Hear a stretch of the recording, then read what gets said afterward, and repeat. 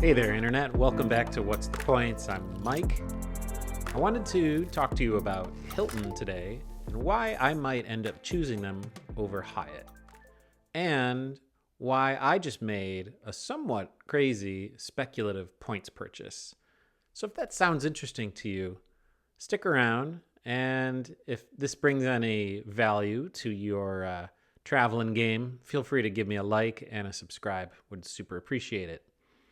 So I had Uncle Luke from Luke's Points and Miles in the back of my head recently.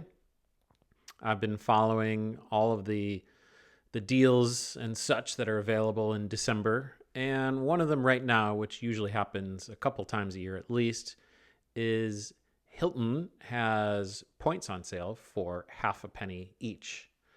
And so I decided, long story short, to buy about $500 worth, which is not maxing out for the year. But my major reason for doing this is because I am working on a couple different sign-up bonuses, and just wanted to have a little bit more assistance with that, somewhere to park my money, if you will. But what makes this a little bit unusual, this is not the first time that I've bought points, but it's the first time that I've bought them without having any specific redemption in mind, and indeed already have what I felt like was a high enough balance to get me through the year. Particularly because actually most of this year I was working on Hyatt status. And to me, I'm still fairly new to the hotel game, and so I don't really have a strong sense of loyalty one way or the other. And I don't necessarily travel often enough that I would be particularly rewarded for whatever level of loyalty I'd actually be able to organically to give to one hotel chain. And that was assuming that I was able to consistently find a property that fits my needs when I need it at a price that was fair. And while that's arguably somewhat easier to do than with airlines, because there's a lot more, even with Hyatt, there's a lot more properties than there are routes of any given airline. I've been fairly invested in the chase game. And so because of that partnership with transferable points, I think that's a big reason why we see so much enthusiasm with Hyatt. The other reason, of course, is that they're the only ones left that have a true award chart. Although that's starting to slip a little bit. For one thing, if anyone who watches Frequent Miler have noticed that they just had their, I forget what they call it, their disloyalty awards for 2024. And of all the candidates, they picked Hyatt as being the one that was most disappointing to loyalists for their somewhat botched integration of Mr. and Mrs. Smith. Conversely, they lost a big partnership with small luxury hotels of the world. So they lost SLH. Hilton gained them. And more to the point, Hilton integrated SLH into their ecosystem better than Hyatt did with Mr. and Mrs. Smith. And this is also notwithstanding the fact that Mr. and Mrs. Smith are now fully owned by Hyatt, as I understand it, while SLH continue to operate independently. So even despite that, we're seeing, really Hilton is significantly one-upping Hyatt. But to get back to my point, Hyatt's really favored in this space because of the relatively outsized value you can get from your transferable points, particularly your Chase Ultimate Rewards points. And it's a relatively simple way to do so. By contrast, the points that you need to get decent value out of most of the other hotel chains, on the surface of it, seem astronomical. And, I don't want to add too much just to the noise here, because I say that because I'm not going to offer a particularly compelling mathematical argument here. Uh, I've heard Luke talk about how Hilton points are undervalued from his perspective because of the fact that they are so easy to earn. And that makes me wonder a little bit, especially now that we've heard about the Chase Ink Train, which for many people in this hobby has been the favored way of building up a large stash of ultimate rewards points. Now that seems to be tightening quite a bit, we're left with the possibility of really changing our strategy.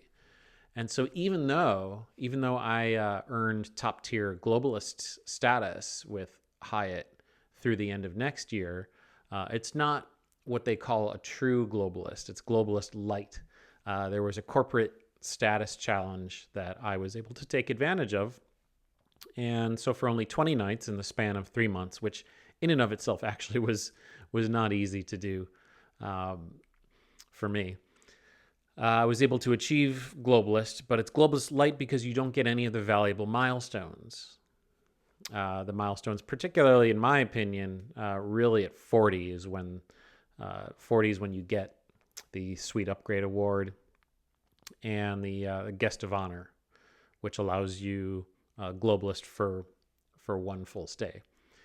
So so the trends on the macro scale, as it were, are looking positive for Hilton and maybe not quite as positive for Hyatt, particularly now when you account for the fact that the easiest way for non-hardcore loyalists to be able to amass decent amount of points is seemingly under threat. By contrast, earning a large amount of Hilton points is relatively easy with the sky-high multipliers. They frequently have double points bonuses and lots of other ways to earn bonus points. And so with all of that really begs the question, so why did I buy points, particularly if I don't really need to? And, so I had, like I said, I had Luke in the back of my head because he's made a point of saying several times how he always maxes out the number of Hilton points that he buys each year. Now, I'm not quite at the level of experience or seemingly travel frequency that he is yet.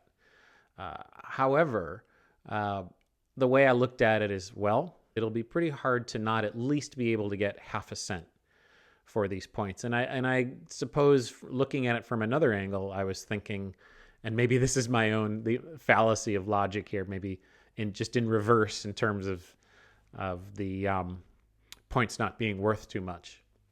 But in my mind, because they're already not worth that much, tremendously on a per point basis, I'm hoping that they are not going to get as significantly devalued as, supposedly or presumably that Hyatt might. Like, so for example, the last several years, we've definitely seen some devaluations from Hyatt in terms of they're bumping up different categories.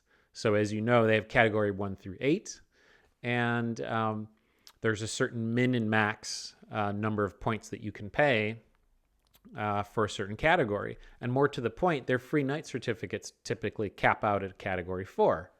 So what we're seeing every year now, although to their credit, they do announce it in advance, so they do have that. But each year, we've seen more and more category 4s get bumped up to 5s, not only making them more expensive, but also just out of the reach of using these 1 through 4 certificates. And I don't think that's an accident. The price difference in points between 4 and 5 is not massive, but the ability to use these somewhat common free nights is a significant devaluation and limits the flexibility of a program that already has a much smaller footprint. And so when you factor in I think the difficulty of being able to organically hit 60 nights per year to get their top tier status versus Hilton, you only need the Hilton Aspire card. It's hard, I think, especially if you're not able to rack up Hyatt points or chase Ultimate Rewards points fast enough to use them for that type of level of staying, then that really that really sort of questions like what are you really getting out of it, you know. So I have these Hilton points, and honestly, I don't know if I'm going to be able to use them in the next year. I might, but because I don't necessarily need to, right? I mean, that's the blessing of Hilton is that because you can just hold a card to get top tier status, there isn't necessarily a strong incentive to stay tons of nights. And so for me, because particularly where I live, it's actually pretty hard to get much more than half a cent per point. There's really no use for me using that, because if I'm using points instead of cash, then I'm losing out on all those points that I would earn, not just from having the diamond status, but also from the multipliers of using a Hilton co-branded credit card. But I have stayed at enough high-tier Hiltons now in the last year without having to go really too far out of my way that I've easily been able to get 1 cent per point or better. And so because of that,